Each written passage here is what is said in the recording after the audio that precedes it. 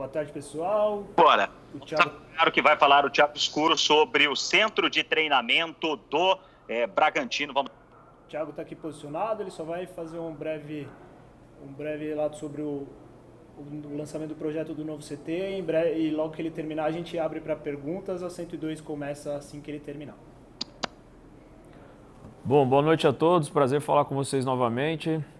Basicamente, a ideia hoje é colocar o clube à disposição de vocês para qualquer dúvida que eventualmente ainda reste com relação ao projeto do novo centro de treinamento. Ontem foi um dia importante, onde nós avançamos bastante no processo de aprovação, de regulamentação para início efetivo das obras. E aí tendo essa sinalização positiva, com todo o apoio da Prefeitura de Atibaia e os órgãos envolvidos nesse processo também, nós conseguimos anunciar o que é a perspectiva desse novo centro de treinamento, né? A gente vem colocando isso desde o dia 1, que infraestrutura é um pilar fundamental para que o clube possa continuar se desenvolvendo. O novo centro de treinamento vai nos dar possibilidades de integrar todas as categorias do clube. Nós temos uma ambição clara de nos tornarmos aí um dos maiores e principais formadores de atletas do futebol brasileiro nos próximos anos. O equipamento é algo fundamental para que esse objetivo possa ser atingido, poder ter a equipe sub-23 lado a lado com a equipe profissional, elevar o padrão de todas as áreas dentro da operação do futebol. Então nós estamos muito entusiasmados com esse lançamento, com o início das obras cada vez mais próximo, para que a gente possa aí cumprir com o que foi o prazo nosso para a entrega desse centro de treinamento, que é o final de 2023, né? Então vocês tiveram acesso a algumas imagens, são 8 campos, incluindo um mini estádio para cerca de 1.000 lugares, onde nós vamos poder receber jogos de categorias de base, sub-23, incluindo o futebol feminino. Dentro da estrutura física ali nós temos toda a parte de dormitórios, fisioterapia, restaurante, fisiologia, psicologia, parte administrativa, enfim. Todas as áreas integradas no mesmo ambiente para que a gente possa gerar as melhores condições possíveis de trabalho, né? Então, é isso, me coloco à disposição de vocês para tirar as dúvidas. Um dia importante para o clube, um projeto grande que vai exigir um grande investimento da nossa parte nos próximos anos e que, sem dúvida nenhuma, quando concluído, é mais um passo para tornar o Red Bull Bragantino um clube de ponta no futebol brasileiro. Thiago, boa noite, prazer mais uma vez falar contigo. Eberson, estamos ao vivo aqui pela 102 FM, já com todas as informações desse jogo entre Bragantino e Flamengo, logo mais 8h30 da noite no estádio Navia Pichedi. E lógico, desde que vocês trouxeram informação ontem, essa questão do CT é algo muito pujante, em termos até de Brasil e não só da nossa região. Então, queria até aproveitar o gancho e já estando ao vivo aqui na 102, elencar algumas questões relacionadas a isso e te perguntar. A 102 FM esteve na Áustria acompanhando a intertemporada em 2019, o Sabella pôde, inclusive, mostrar de lá o que era a estrutura do Red Bull Salzburgo. E dando uma olhada no projeto de ontem que vocês disponibilizaram, o CT de Bragança, ele, lógico, sem algumas obras que tem lá, né, como pistas de gelo, por exemplo, ele foi projetado nos mesmos moldes de lá, até porque a estrutura dos prédios são um tanto parecidas. E outras duas questões nesse mesmo quesito de CT, em determinados períodos, lá na Áustria, por exemplo, o pessoal faz uma abertura à comunidade, vocês pretendem fazer isso também com o sócio-torcedor, envolvendo a comunidade futuramente para conhecer, para visitar a cada período o centro de treinamento? E vocês informaram ontem também que estarão com jovens a partir de 14 anos. E a gente sabe da preocupação dos clubes, e acho que vocês devem ter, quanto à questão da manutenção de escola para esses jovens aí que vão entrar na adolescência. No CT, também haverá algum sistema de ensino ou vocês irão buscar parcerias com a questão da educação? Boa noite. Boa noite, Eberson. Boa noite a todos os ouvintes da 102. Prazer falar com vocês de novo. O centro de treinamento do Red Bull Bragantino ele foi projetado de acordo com as nossas necessidades, né? Então, existe um respeito muito grande da Red Bull com relação as características climáticas do Brasil, as características da operação do futebol no Brasil, tanto com relação à base como profissional. De fato, existe uma identidade visual muito parecida Isso é proposital, é para que a gente possa manter essa linha de comunicação, essa integração entre os clubes da marca. Então, tanto o CT de Leipzig, nós estamos aí lançando, Nova York tem planos também. Esses centros de treinamento são projetados pelo mesmo arquiteto, isso faz com que a identidade visual e alguns aprendizados que já foram adquiridos com os outros centros de treinamento que a Red Bull já construiu nos outros países, eles vão sendo aprimorados, né? Então, na verdade, muitas coisas já foram corrigidas nesse projeto, não só eu, como todo o nosso staff técnico, participamos ativamente da construção desse projeto, de quais as áreas, as dimensões, que tipo de atividade nós vamos desenvolver lá. Com relação à comunidade, é óbvio que um equipamento desse nos dá várias possibilidades.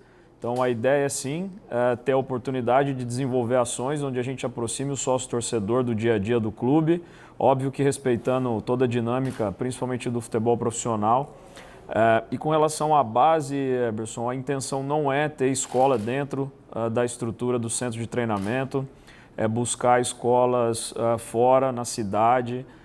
Esse é um aspecto mais conceitual do que estrutural. O futebol impõe uma exigência muito grande nesses jovens, muito cedo, né, do dia a dia, e a escola acaba sendo o convívio fora do clube que ele tem. Então, para a questão do desenvolvimento social, educacional, conviver com pessoas fora do ambiente do futebol, nós acreditamos que é fundamental que esses jovens tenham a oportunidade de frequentar a escola regularmente. E aí, óbvio que todo o trabalho de desenvolvimento desportivo e o suporte educacional, eles vão estar sim dentro do nosso espaço, com pedagogia, psicologia, assistente social, mas não privando o atleta de frequentar o colégio e o âmbito social normalmente, né? Então, conceitualmente, esse é o ponto, e com relação à estrutura, ao visual, essa é a razão pela qual quem conhece os outros CTs se identificou um pouquinho com o projeto apresentado. Boa noite, Thiago. Rodrigo Seixas, do Correio de Atibaia. Ontem você esteve com o Emil Ono, que é o prefeito de Atibaia, vocês conversaram, ele chegou a ver o projeto e ele disse que seria o maior CT da América Latina. Dá para dizer que vai ser o maior CT da América Latina? Eu não consigo afirmar o maior, mas um dos melhores com certeza, até porque vai ser o mais recente, né, também. Mas até pelo olhar que a Red Bull tem com relação à ciência, tecnologia, um investimento em estrutura de bom padrão, tanto para o profissional quanto base, sem dúvidas nenhuma, esse centro de treinamento vai poder ser considerado um dos melhores que a gente tem na América Latina. Com relação à dimensão, o tamanho, eu não consigo afirmar, não sei se tem outros que são maiores, mas nós estamos muito satisfeitos com toda a condição que foi apresentada e eu tenho certeza que vai passar a ser um diferencial para o nosso crescimento dentro de campo também. Boa tarde, Thiago, é o Danilo do GE. Você falou, né, que o clube está fazendo um grande investimento, né, para a construção deste CT. Queria saber se você poderia passar qual que é o investimento que vai ser feito para a construção desse CT.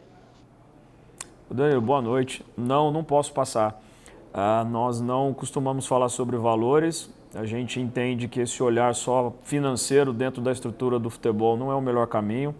Por isso que a gente prefere trabalhar as questões conceituais. Qualquer número que eu dê hoje, ele tem um risco enorme de sofrer alterações. Nós estamos falando de uma obra de 2 anos, de um projeto complexo. Então, acho que não tem muito sentido a gente discutir grandeza de investimento, mas sim tudo que esse equipamento pode trazer de benefício para esses jovens, para esses atletas e para o futebol brasileiro, né?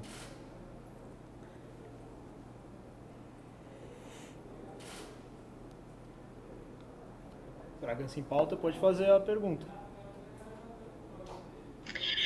Tiago, muito se falou, né, todo mundo esperando aí o centro de treinamento, mas muita gente ontem questionando por que Atibaia e não Bragança Paulista, né? Foi a questão de logística mesmo, não achou terreno em Bragança, só para deixar claro aí para o torcedor. E também já vou aproveitar e emendar uma pergunta que todo mundo faz também, o torcedor faz, com relação ao estádio, se tem alguma previsão de apresentação de projeto também. Tá, boa noite, prazer falar contigo. Sim, sobre a localização, acho que nós já até falamos disso no passado e assim, eu sinceramente fico bastante desapontado com esse tipo de manifestação. Eu poderia aqui citar inúmeros clubes no mundo todo que os seus centros de treinamento não ficam na cidade sede por várias razões. É uma situação relativamente comum em vários locais do mundo por diferentes justificativas. No nosso caso, é sim uma questão de logística, de acesso, de topografia de terreno, como já foi dito no passado. O fato do centro de treinamento ser em Atibaia não faz com que o clube deixe de ser de Bragança Paulista. Nós temos também a ambição de estar no coração de todos os moradores da região, continuar sendo um clube de Bragança Paulista, mas sim ser um clube que represente a região de Bragança Paulista, que represente o estado de São Paulo, que represente o Brasil, como é o caso das competições sul-americanas. E, de fato, eu espero que as pessoas que conseguem ver coisas negativas num momento como esse consigam refletir um pouquinho, olhar a vida de uma outra maneira, porque com certeza isso vai fazer melhor para elas e para nós, né? Então, não incomoda essa manifestação, mas eu, sinceramente, acho que essa discussão ela é muito rasa para a gente dar tanta atenção.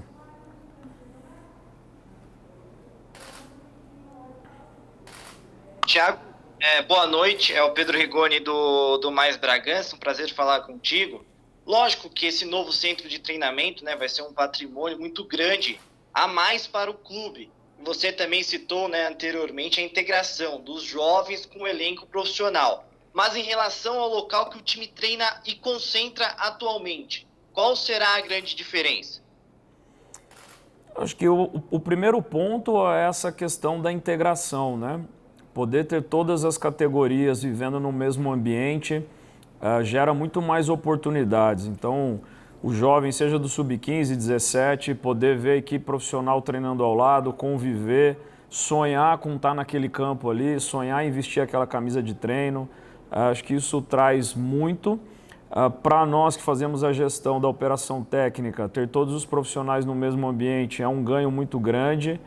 E, sem dúvida nenhuma, é diferente de você ter uma propriedade, uma estrutura que foi projetada para aquela finalidade, né? Então, cada detalhe desse novo centro de treinamento está sendo pensado, estudado e projetado para que seja o melhor para a operação do futebol. Hoje nós temos boas condições no HWT, mas é uma estrutura que foi construída com outro viés, um outro propósito. Nós ajustamos bastante coisa desde que estamos lá, temos uma relação ótima com o atual proprietário, que, enfim, se desdobra para nos atender, mas, sem dúvidas, o novo centro de treinamento, além de ser uma propriedade do clube, passa a ser um ativo do clube, ele traz essas vantagens que eu já mencionei, mas eu colocaria a questão da integração entre todas as categorias como a principal delas, né?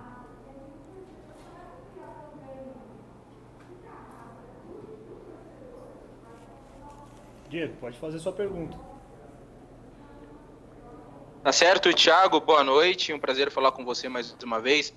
Thiago, queria que você falasse um pouco, você não falou muito, né, após a classificação histórica para a Copa Sul-Americana, mas dessa classificação histórica para a final da Copa Sul-Americana, esse jogo em Montevidéu, o que representa para esse trabalho desde lá de 2019, né, quando começou esse projeto aqui em Bragança Paulista junto à Red Bull, e também sobre essa sequência de Campeonato Brasileiro. Acho que você já falou bastante sobre o CT e tudo que vai englobar, né, essa nova fase também do time com o centro de treinamentos, mas também sobre essa sequência de Campeonato Brasileiro, o Bragantino que ainda está neste bolo de cima da competição e tem jogos importantes aí também nessa sequência. Boa noite, Thiago. Boa noite, Diego. Obrigado. Primeiro, com relação à Sul-Americana, sem dúvida é histórico, tem que ser destacado a liderança e o trabalho do Maurício Barbieri com toda a comissão técnica. Precisa ser destacado o desenvolvimento desses atletas e o rendimento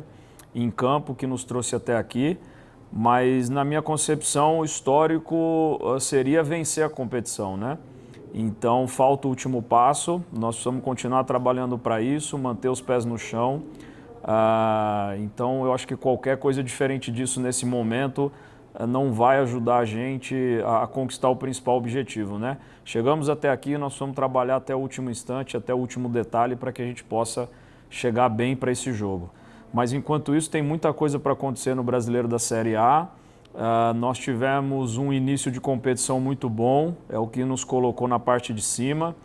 Por várias razões, a gente acabou deixando muitos pontos pelo caminho, principalmente nas últimas rodadas. E a gente precisa aproveitar agora esse tempo, esse descolamento que precisa existir da Copa Sul-Americana, porque a final é só 20 de novembro, e voltar a nossa atenção com mais cuidado, com mais energia para o Campeonato Brasileiro da Série A. Nós não podemos desperdiçar a oportunidade que nós temos de terminar a competição entre os 4, 5 primeiros, e isso depende única e exclusivamente do nosso trabalho. Então, óbvio que satisfeito com o ano até aqui, mas o ano precisa terminar numa condição boa, né? Não adianta a gente chegar até aqui em boas condições, mas não conseguir concluir a temporada com os objetivos atingidos. Então, minha atenção está toda nesses detalhes e, óbvio, já pensando no próximo ano e tudo que vem pela frente aí, né? Tiago, boa noite. Prazer estar falando com você. É Tarso Cacossi aqui da 102 FM. Queria que você falasse se existe alguma projeção já de empregabilidade com o CT do Bragantino, o próprio estádio, né? Imagino que uma estrutura muito grande vai oferecer oportunidades para muitas pessoas em diversas áreas também. Queria que você falasse da importância econômica desse empreendimento para a região. Boa noite, Tarso. Prazer falar contigo. Ótimo ponto que você levantou. Isso já vem acontecendo desde que o clube está vivendo esse novo ciclo, né? Eu já falei isso outras vezes, do impacto que tem esse elenco de jogadores vivendo na cidade, os jogos de Série A, o quanto isso movimenta a economia da região. Hoje mesmo é um exemplo, nós estamos recebendo profissionais da imprensa do Brasil inteiro aqui para cobrir, até pelo adversário que nós temos pela frente. Isso traz atenção, isso traz mais atratividade, não só para o Red Bull Bragantino, mas para vários negócios da região toda. As operações dos jogos voltando com o público, como é o caso agora que nós estamos vivendo, já está gerando uma série de outras oportunidades, até pela complexidade do protocolo. A gente está com um staff cada vez maior para poder atender o torcedor em todas as etapas, né, de conferência de exame, credenciamento, pulseira, acesso ao estádio, venda de ingressos. E, sem dúvida nenhuma, o centro de treinamento também tende a gerar bastante oportunidade nesse sentido, né? Da parte técnica, grande parte do staff já estão conosco e vão migrar para esse centro de treinamento, mas é óbvio que em várias áreas a gente vai gerar empregos, vai gerar atividade econômica, e isso é muito saudável para a região como um todo, e a gente fica muito contente que o clube venha também trazendo esse tipo de impacto e benefício para a sociedade e para a região. Hoje o Bragantino tem o CT lá de Jarinu, e eu queria saber o que vai acontecer com lá, quem vai acabar utilizando aquele espaço depois que esse CT aqui em Atibaia ficar pronto. E também gostaria de saber se o Bragantino acabou sendo um bom exemplo no estado por ser o primeiro jogo com torcida depois do início da pandemia e acabou ajudando, de certa forma, a voltar esse prazo, que os jogos deveriam começar um pouco depois. O prazo era que as partidas demorassem um pouco mais para voltar a ter torcida, e acabou tendo esse adiantamento, né, para poder voltar já a partir de hoje. Bom, com relação ao CFA em Jarinu, ele não pertence à Red Bull, é uma estrutura arrendada, então nós já temos esse processo todo alinhado com o atual proprietário, e aí a partir do momento da migração de todas as categorias para Atibaia, cabe ao proprietário direcionar o uso da instalação, né? Eu não consigo te responder o que vai ser feito ali pós Red Bull Bragantino. E com relação à volta do público, eu acredito que sim, porque a experiência da Copa Sul-Americana aqui em Bragança, que contou com total apoio da Prefeitura de Bragança, da Secretaria de Saúde, envolveu muita coragem nossa no sentido de usar essa liberação que a Conmebol concedeu para mostrar que é possível fazer o retorno do público ao estádio com segurança, com protocolo, com algum controle, para que a gente possa gradativamente restabelecer também a presença do torcedor nos estádios, né? O que é fundamental para esse negócio, para essa indústria e principalmente para a relação passional que o brasileiro tem com os seus clubes. Então, eu entendo que sim, nós tivemos bastante profissionais e fiscais, tanto do governo do estado quanto da prefeitura, naquele jogo da Sul-Americana, e eu acho que isso possibilitou gerar uma segurança para que o governo do estado concedesse essa liberação a partir de segunda-feira, né?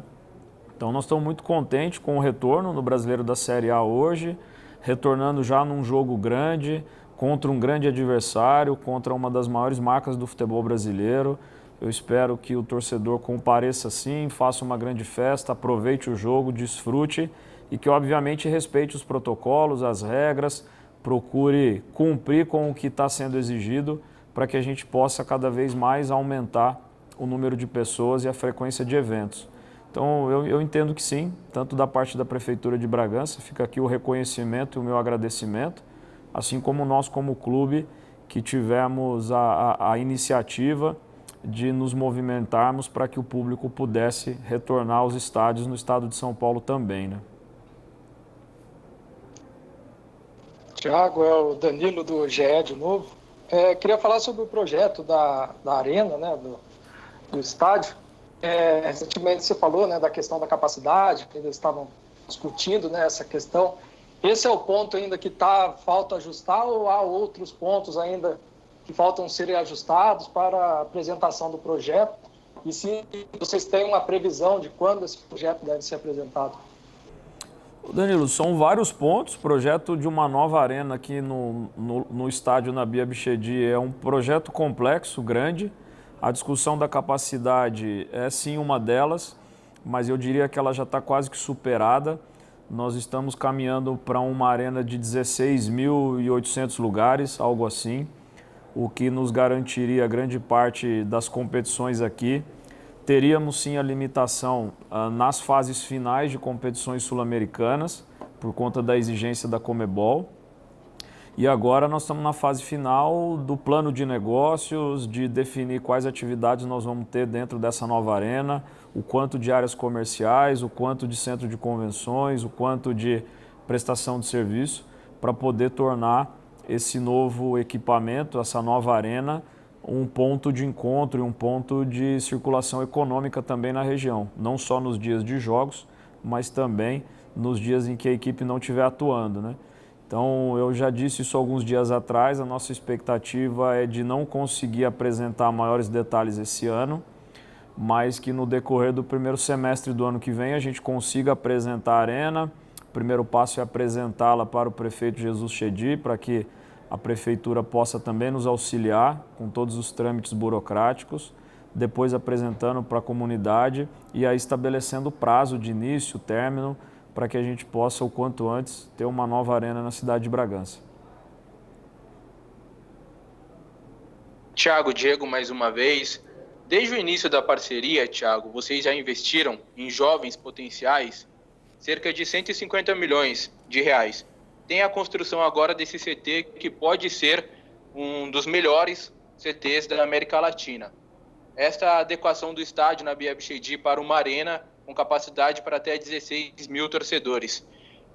Que patamar você imagina ver esse Bragantino daqui 3, daqui 5 anos? O que você projeta para esse futuro, tendo em vista todo esse investimento e esse trabalho estruturado que vocês têm empenhado aqui no time de Bragança Paulista?